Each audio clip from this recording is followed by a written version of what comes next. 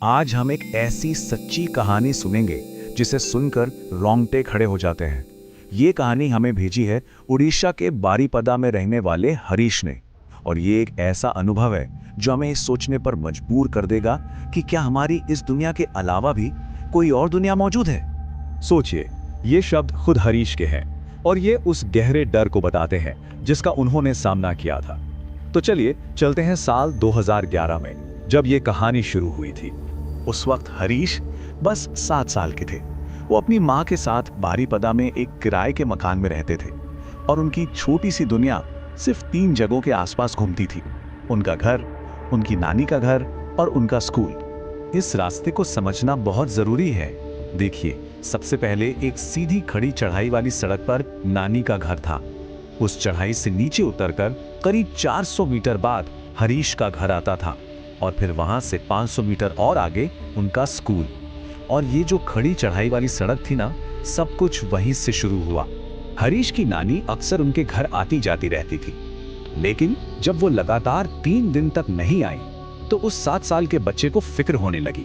तो उसने तय किया कि आज स्कूल से लौटते वक्त वो सीधे घर नहीं जाएगा, बल्कि पहले नानी से मिलकर आएगा। तो जैसे ही हरीश उस चढ़ाई के ऊपर पहुंचा, उसने आवाज दी, आए। लेकिन तभी उसकी नजर एक ऐसी चीज पर पड़ी जिस पर यकीन करना नामुमकिन था।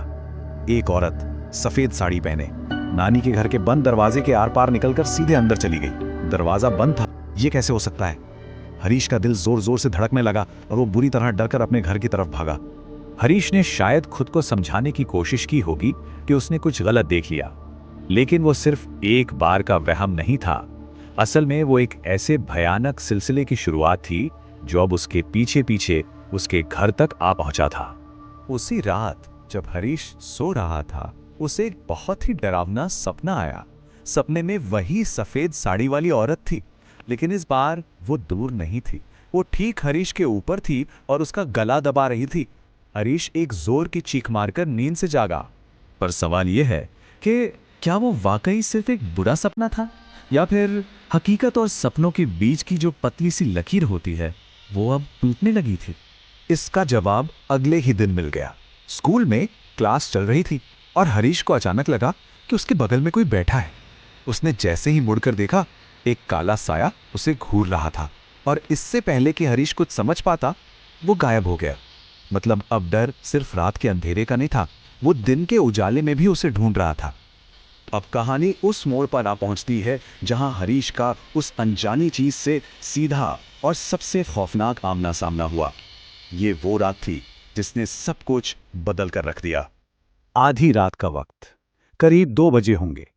हरीश की मां दीवार की तरफ मुंह करके सो रही थी और हरीश उनकी पीठ की तरफ।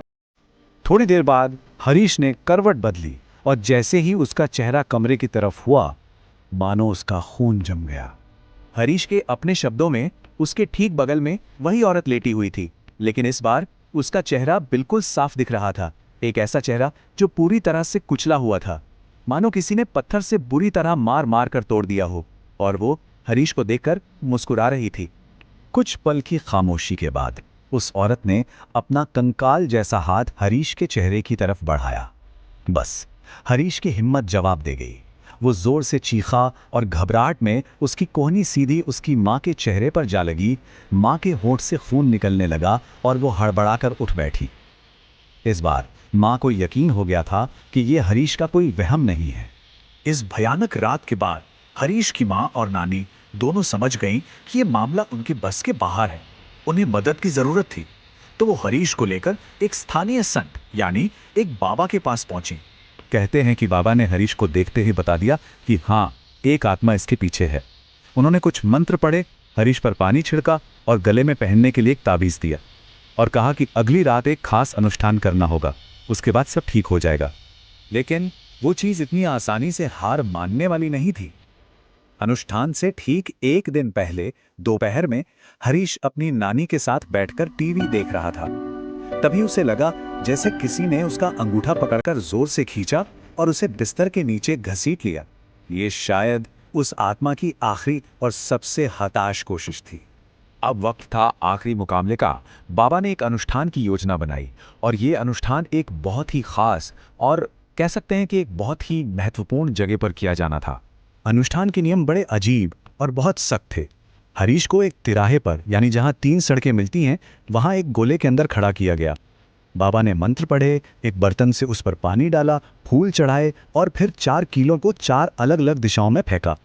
इसके बाद हरीश के कपड़े उतरवाकर उसे एक नए कपड़े में लपेटा गया और सबसे ज़रूरी हिदायत दी गई कि यहाँ से सीधे घर जाना और भूल कर भी पीछे मुड़कर मत देखना।